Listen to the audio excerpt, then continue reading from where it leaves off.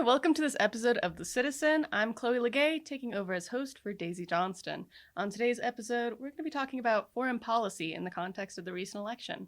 Today, I'm here with Paul Lenz. Welcome to the show, Paul. Thanks Would for you having mind me. introducing yourself and why you're here today? Sure. My name is Dr. Paul Lenz. I'm a teaching professor in the Department of Politics and International Affairs here at NAU. And I've been asked to come and talk about the upcoming Trump administration's foreign policy for the next 4 years. Yeah, and just to get us started, what are Trump's most relevant stances on foreign policy that people should know about? Well, Trump is an isolationist. He wants to withdraw the United States from our commitments in Asia, our commitments in NATO, for example, and he wants to implement tariffs on China to try and improve the American economy, because that's what he was elected on, saying that he was going to improve the American economy and get our allies to pay more for their defense in a place like Europe. Gotcha. And how are these policies going to affect us here at home? Well, there's a number of different ways that they could affect us. The one that'll affect us the most are the tariffs that he wants to implement against China. You know, his tariffs are going to cause the price of goods for Americans to go up, actually. Tariffs are taxes that an individual or a company or a country pays when they export a good that they've manufactured and they send it to the United States. A tariff is what our country puts on those goods to collect. It's a tax, in other words.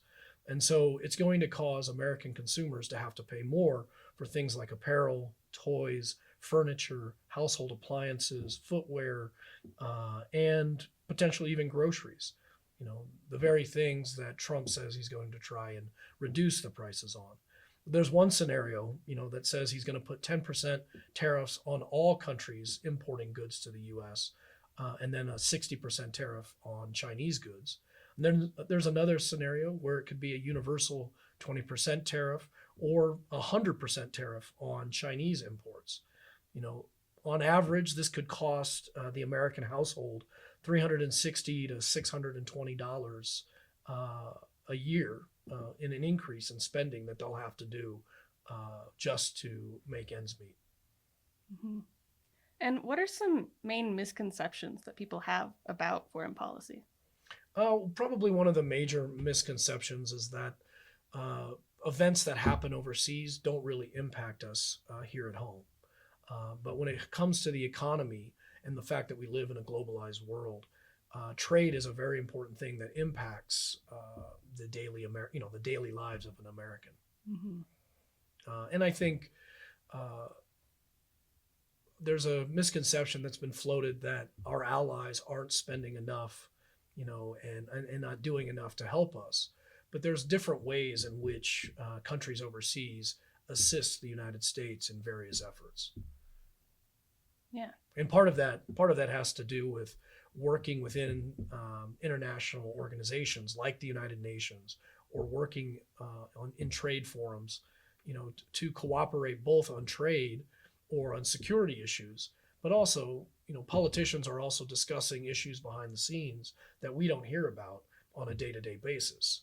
There's intelligence collection that's happening. There's kind of bartering that happens behind the scenes that the American public is not privy to, in the daily news. Mm-hmm. But it ultimately affects our long-term relationship with these allies.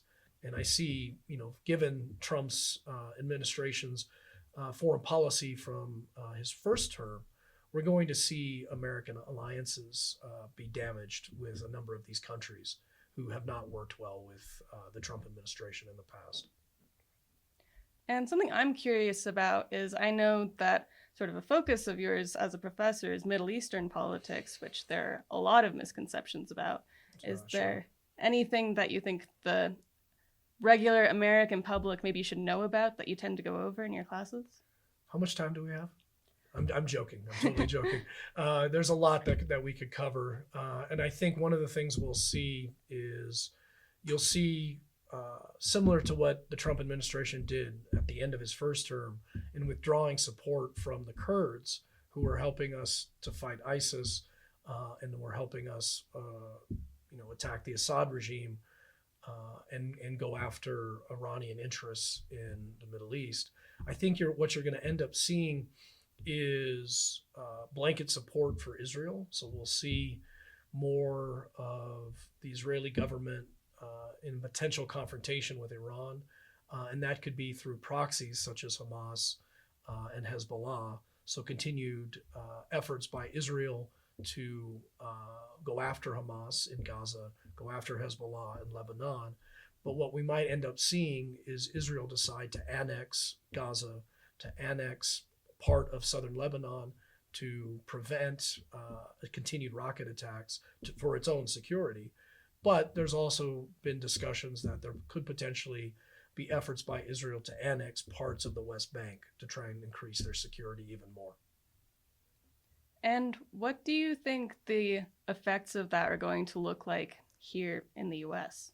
So what's going to happen, I think, is you're going to see the United States under a new Trump administration continue support for Israel, where the Netanyahu government is going to continue to go after Hezbollah in southern Lebanon. They're going to go after Gaza. And there's fears by some who oppose the Trump administration and oppose even the Biden administration's support of Israel, that Israel might decide to annex the Gaza Strip, might decide to annex parts of the West Bank to increase a buffer zone for its own security. And the consequence of that could be further distrust of the state of Israel, specifically the Netanyahu government. There could be calls for Netanyahu to step aside. And what we'll likely see in the region is an uptick in violence, is that you'll continue to see and Iran threaten Israel through a Hezbollah, through the remaining Hamas militants, and that it creates more potential for a larger regional war. Like that would be the extreme, would be a regional war.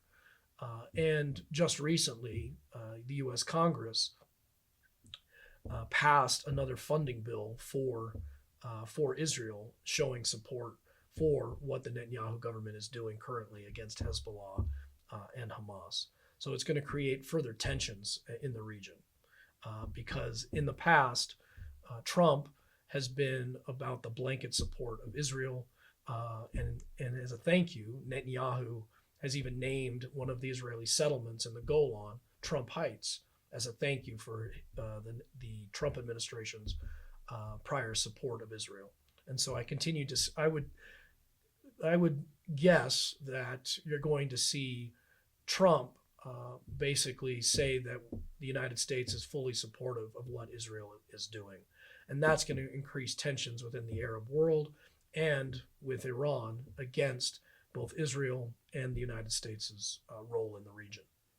So the ICC issued an arrest warrant on Netanyahu recently. What is the significance of that? It's more of a performative statement that the international community does not like the fact that Israel's response to the October 7th attack by Hamas has been disproportionate. The Netanyahu government has sought to eradicate Hamas and Hezbollah, and it's taking advantage of continued American military support to be able to do this, because the Netanyahu government, as well as the settler movement, are very supportive of trying to change the dynamics on the ground, meaning creating more Israeli settlements, having control over territory where Palestinians were living in the case of Gaza, so that way Hamas cannot reform and continue to launch attacks from that territory. So the ICC, or the International Criminal Court, was created to go after those leaders who are causing genocide to happen in the world. Now, the United States is not a party to the International Criminal Court because historically the United States does not want American troops stationed overseas to ever be brought before a tribunal in The Hague.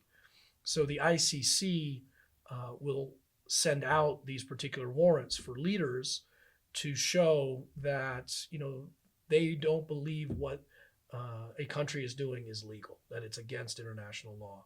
And there have been criticisms of the state of Israel that they are committing genocide against the Palestinians.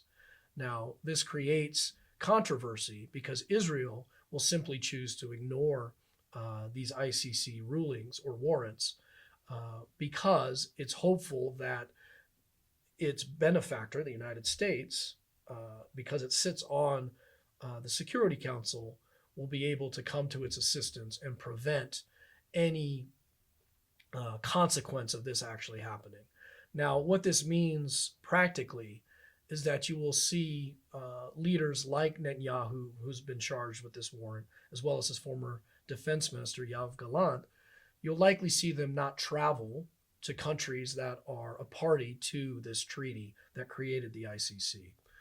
And so that way, they won't be subject to arrest by the police in these countries. So long term, I think there's not going to be much significance to these particular warrants.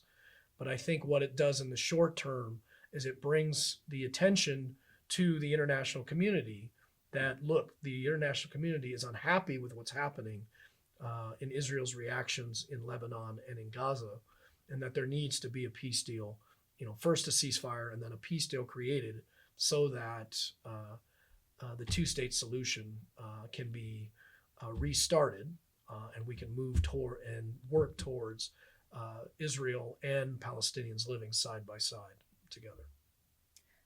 And what steps would you expect to happen for the ceasefire, for a peace deal to be coming next?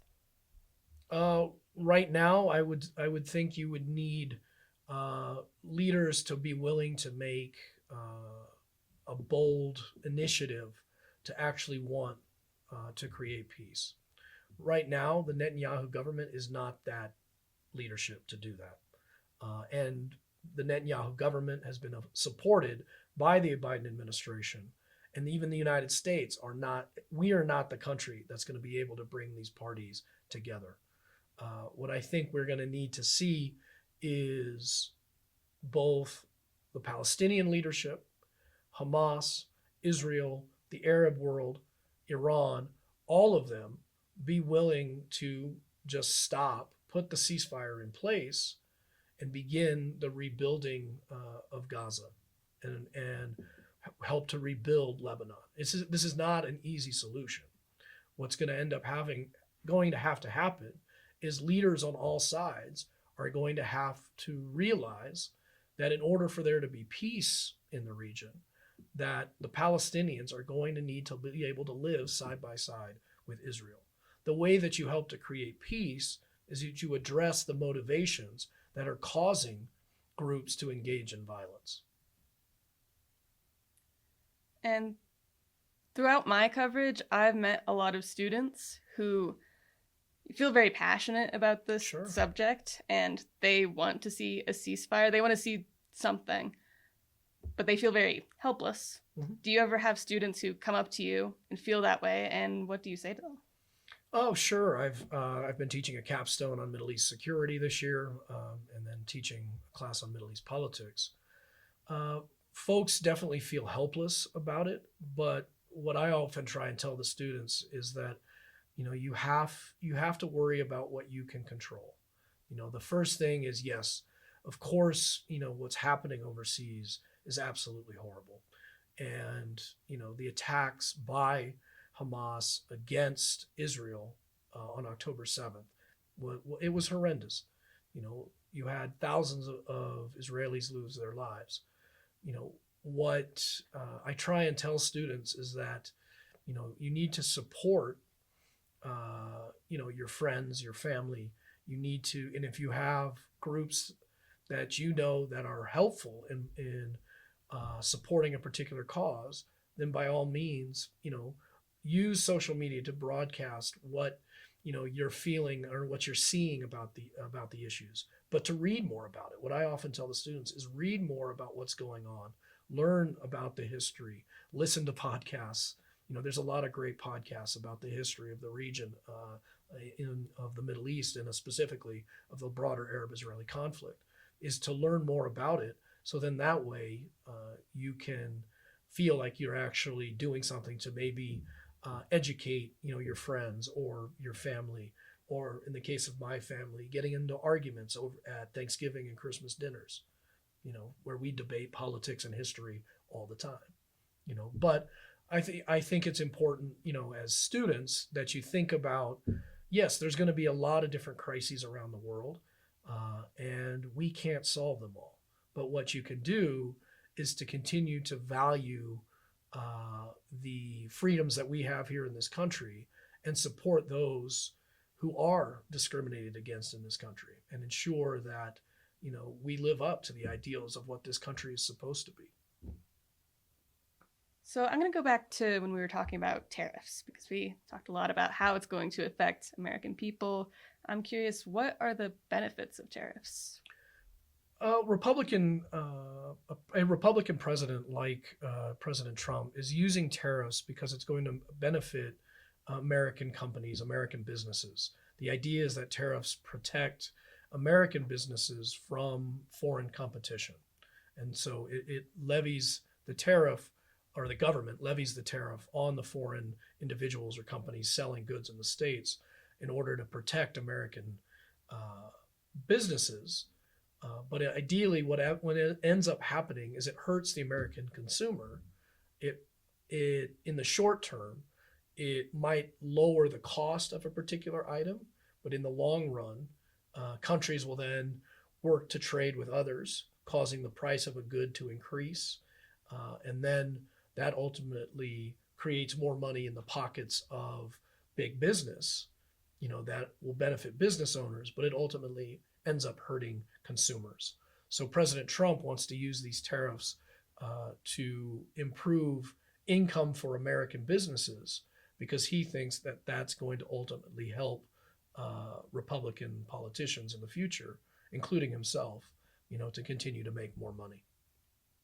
And continuing to talk about Trump, is it typical for an American president to have what appears to be loyalty to foreign leaders like Putin in Russia, Netanyahu in Israel, like Trump seems to have? Well, the relationship with Putin, the fawning over authoritarians, has definitely been exploited by these authoritarians for their country's benefit. And that's one of the dangers, is that his fawning over Vladimir Putin, or fawning over a Kim Jong-il in North Korea, it ultimately tarnishes our reputation, in my opinion. Where presidents in the past, of course, have gotten along very well with foreign leaders, and have had great friendships with them. But when you're cozying up to particular leaders, because there was a time in the Trump administration when Trump met with Putin, that there was no note takers allowed in the room.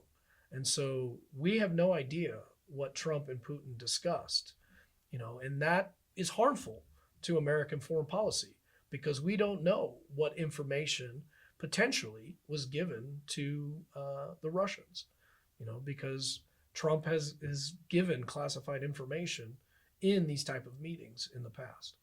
Now, in regards to Netanyahu, I think a lot of that relationship has to do with the historic influence that Israel has had in American domestic politics, in supporting politicians who are very supportive of the state of Israel. And this impacts our foreign policy, in that these groups, like an AIPAC that lobbies Congress to continue defense spending for Israel, that our historic alliance with Israel is something that the Trump administration is trying to use for its own strategic and even economic gain. And by supporting Netanyahu the way that he did, Trump had the settlement, as I mentioned, named after him.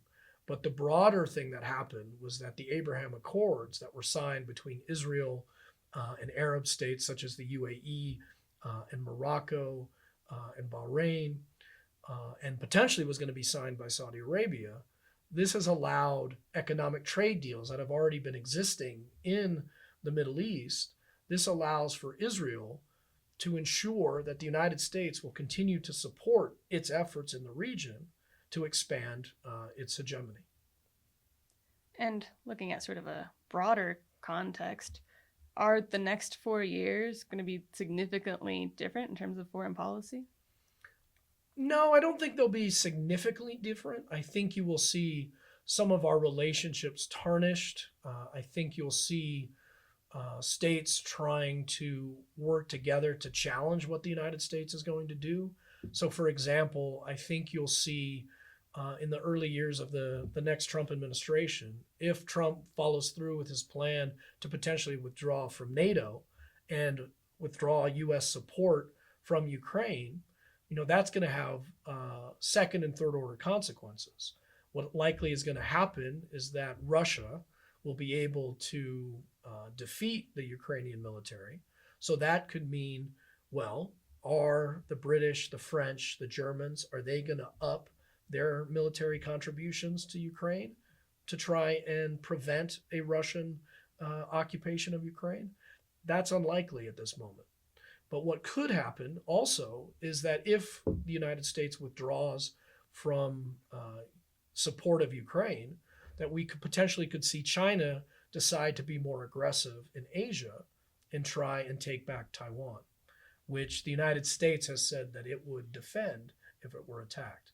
But we're unsure, given Trump's relationship with a very tentative relationship with the People's Republic of China, whether or not that Trump would order a defense of the island of Taiwan.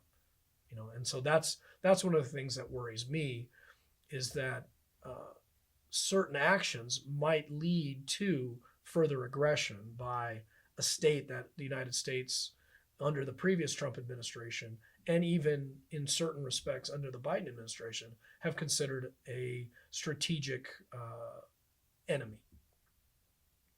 Well, thank you so much for coming on the show today. I appreciate your time. Yeah, thank you so much for having me. I appreciate it.